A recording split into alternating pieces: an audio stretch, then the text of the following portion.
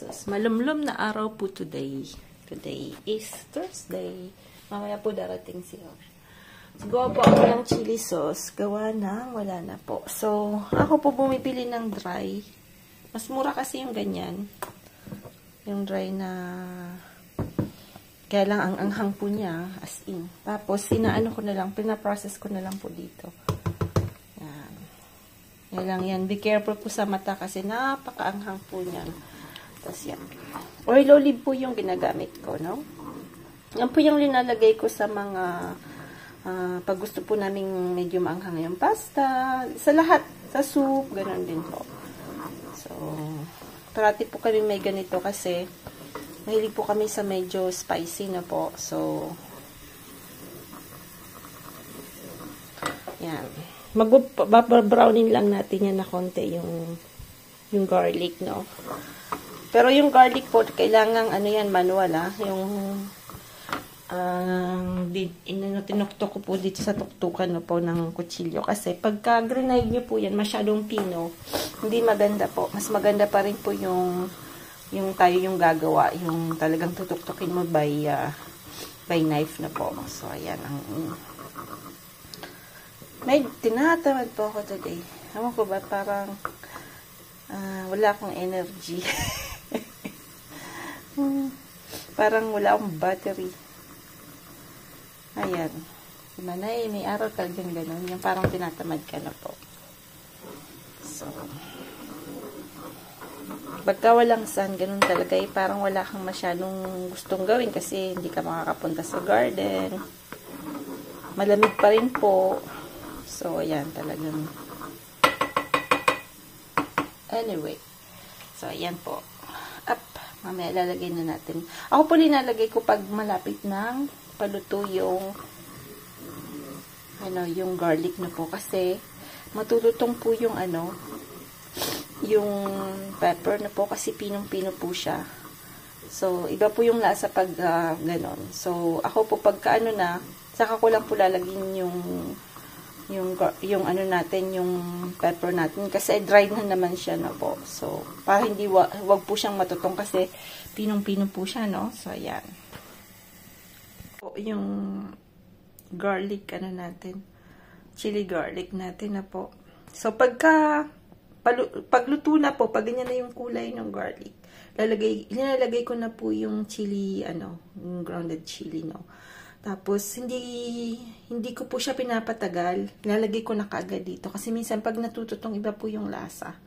So, ayan. So, ganun po yung ginagawa ko.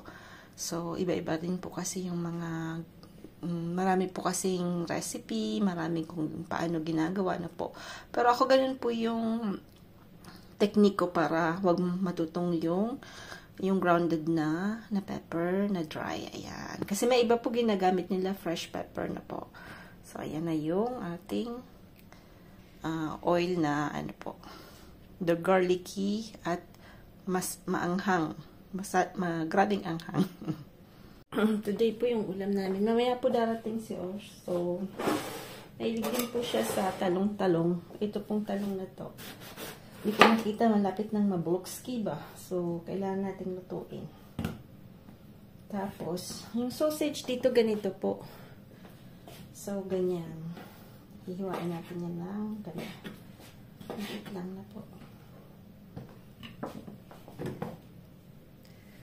Yan.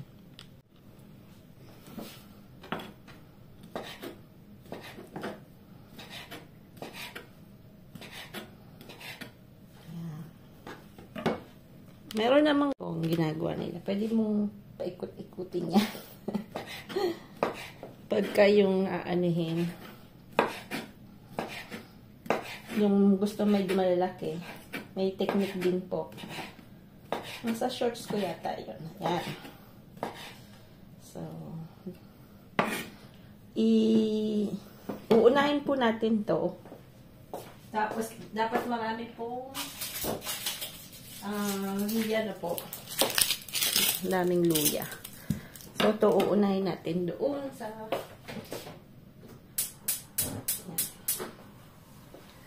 kabila at naman tayo. Dapat unahin natin ito. Gulo ang buhay dito ah. Ngayon, magtete na kagad. Ay, Diyos ko.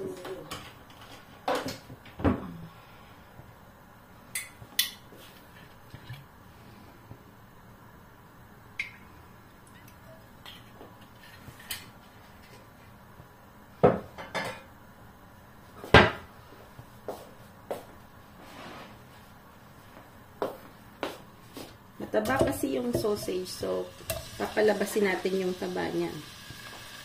Ayan.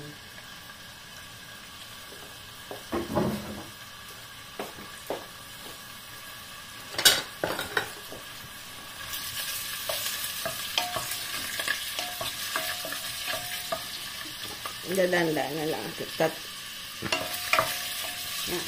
Gupitin ko lang po yung gagayatin natin yung talong na po. Dito naman tayo sa kabila.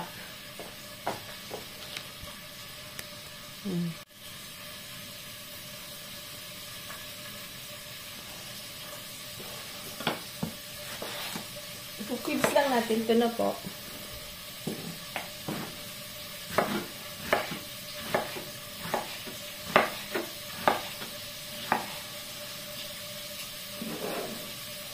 Cubes.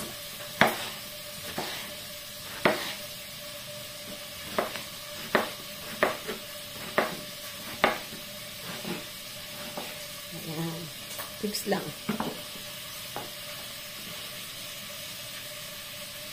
Tapos, yan na yung ating sauce ang tawag ito. Lagay natin yung talong. Talong ko medyo matagal yung maluto, no? Saka umaano po siya, kumakain ng mantika.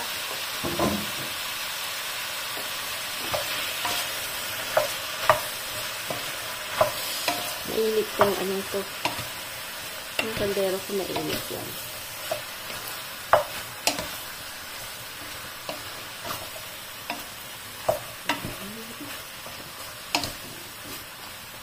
Pag-ano din lang. Yung nilupos din yan.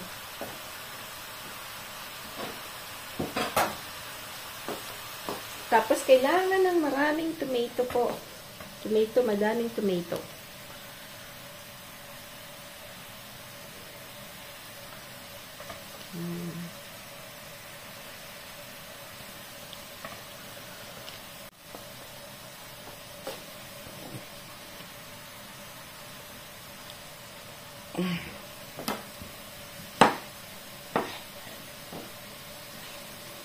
I-dice lang po natin to. Medyo overripe.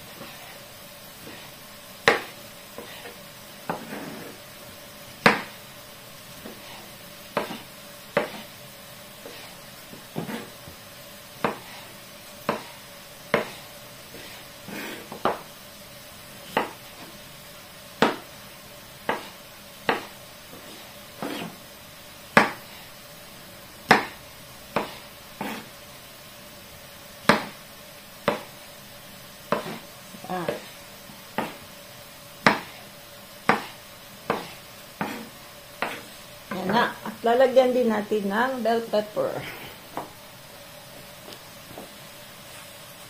Yung bell pepper nandito sa kabila. Kasi yan po yung magpapabango. Bell pepper, onions, garlic.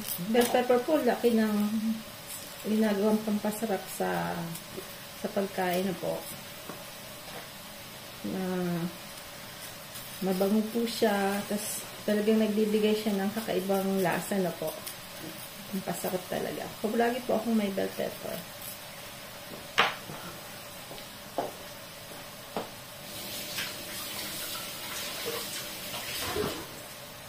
Ayan.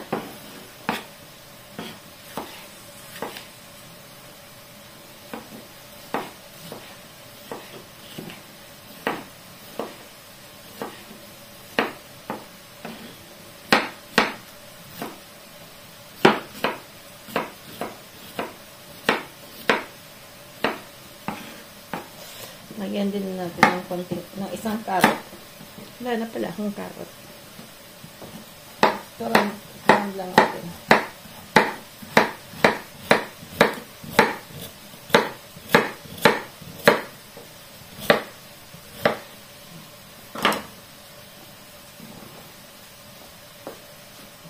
natin yan doon sa kabila. Yan na.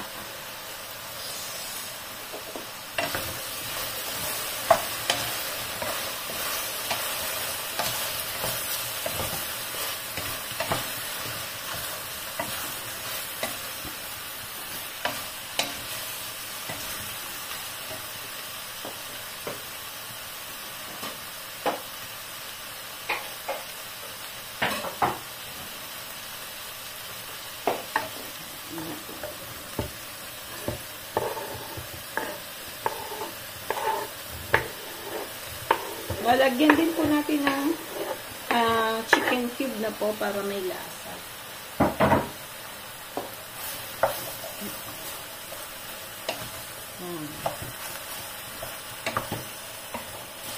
Yung tomato po, magsasabaw yan, no?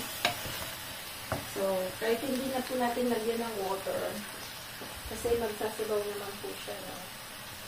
So, kailangan lang natin ng chicken cubes.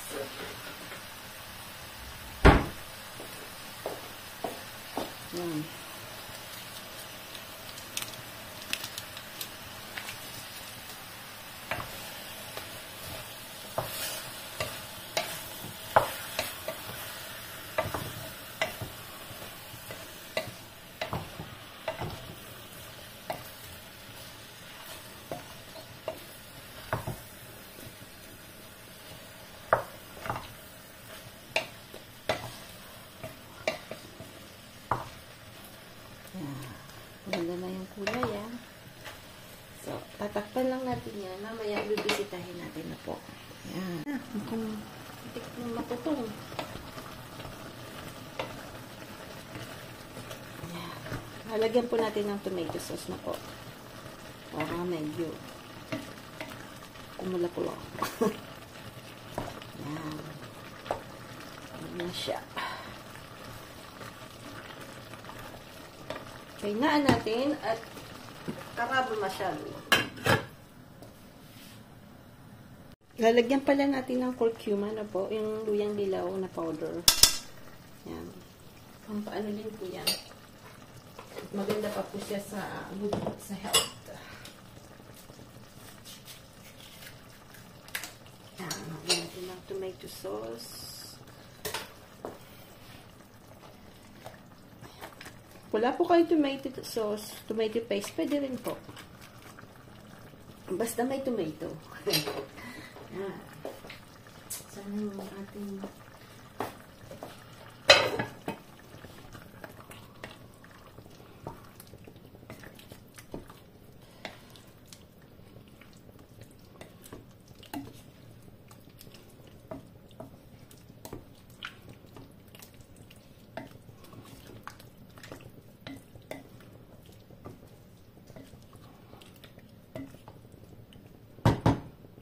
natin.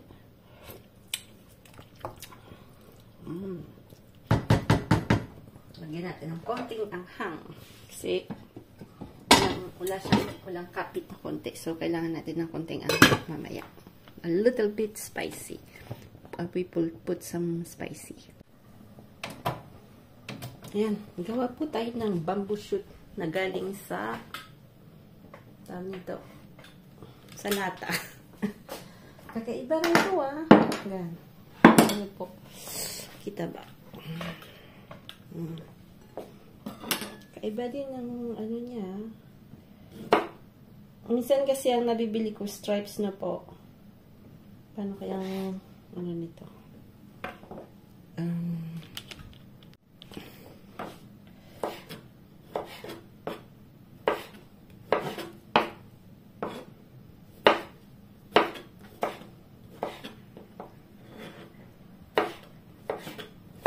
Mapanghi siya.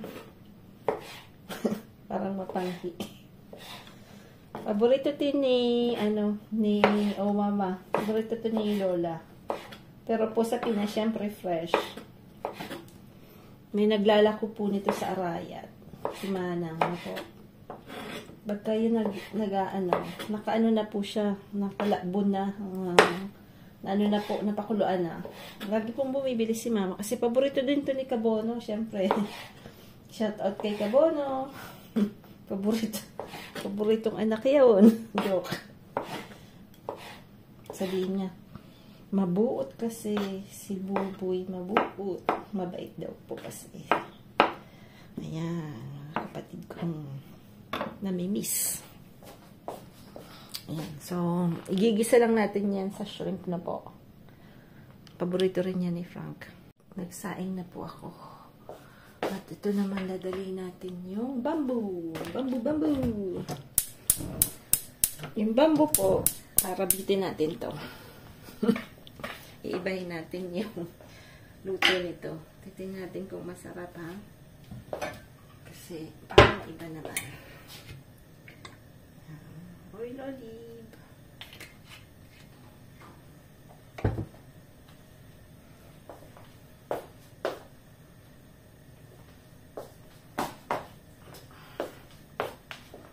Ham na, yung mountain na ham na po.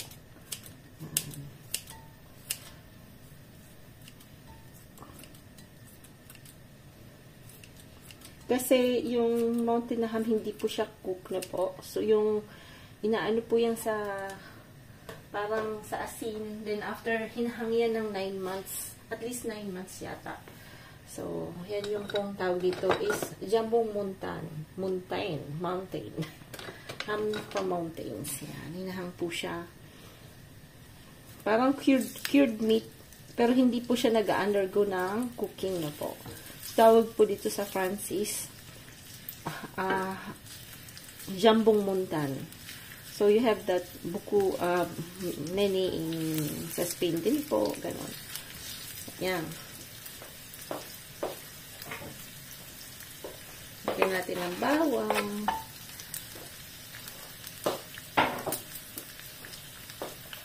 Lagyan natin yung shrimp.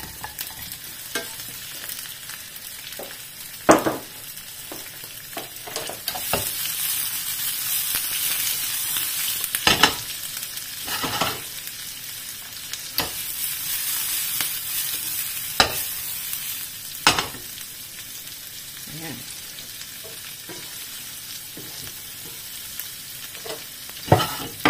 Ulala. Delikado itong tupa na ito, ah. Matutumba ba?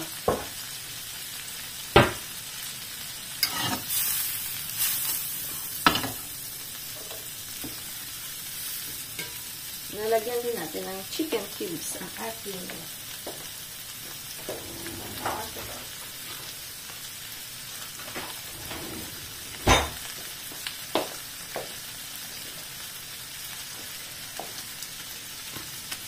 konti lang. Kasi baka naman malat.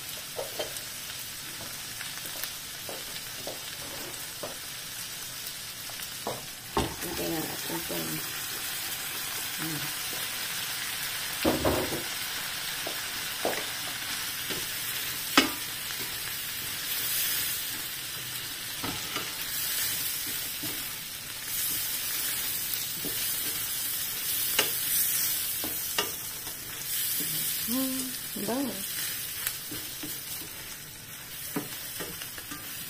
yung bamboo po, medyo ano po yan, iba lasa kasi parang pagka niluluto nga parang mapanghinaw, pero yung lasa niya masarap. Pero mas masarap po yung ubod. Yung sinasabi sa before na po. Yung ubod po yung ginagawang fresh na lumpia, no? Yung ubod ng nyog, no? Ng coconut. Sarap po yun.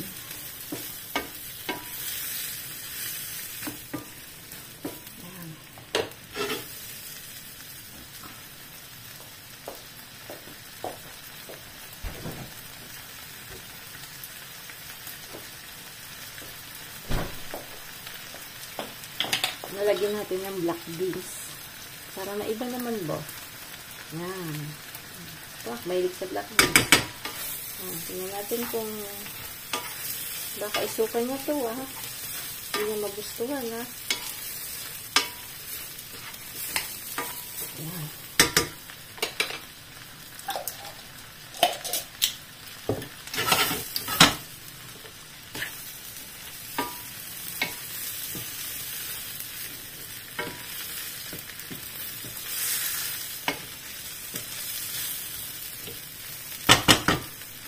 na natin mamaya.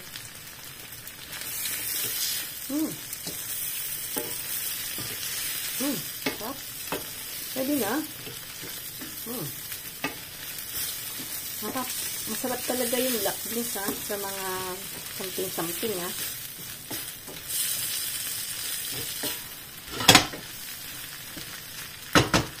Lalagyan natin ng chili something para kumapit ang pagmamahal nito kay Manay. Joke lang naman. Yan. So, yun po yung ginawa nating chili paste.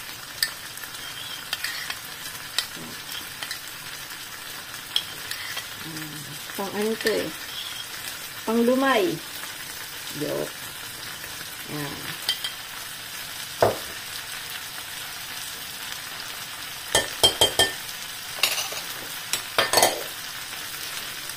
Manghang ko yan.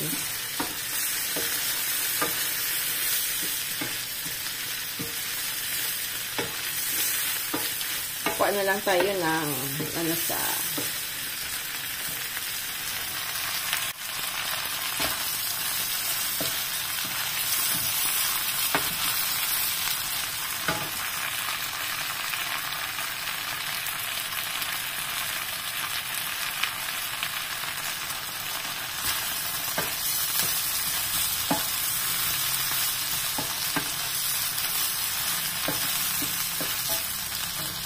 sarap ang kain natin.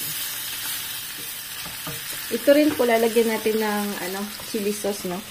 Kasi wala po siyang anghang. So papatayin na natin at wala pang 11:30 po kami kakain. So ang gagawin natin, tatakpan natin. Tapos iinitin natin mamaya. Tapos to lalagyan natin ng konting chili sauce. Huwag naman masyadong madami kasi baka masobrahan naman, no? Isang ganito lang. Yan. Kasi baka maanghang. Ayan, wala na. Sana yung pangkutaw natin. Gawa tayo ng kutsara.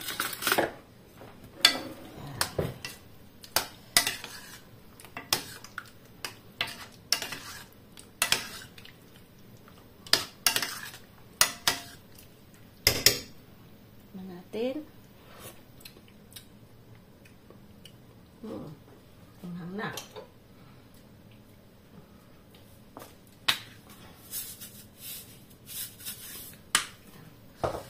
Ang init. Na, tatakloban na natin yan at kakainin mamaya. Bon appetit!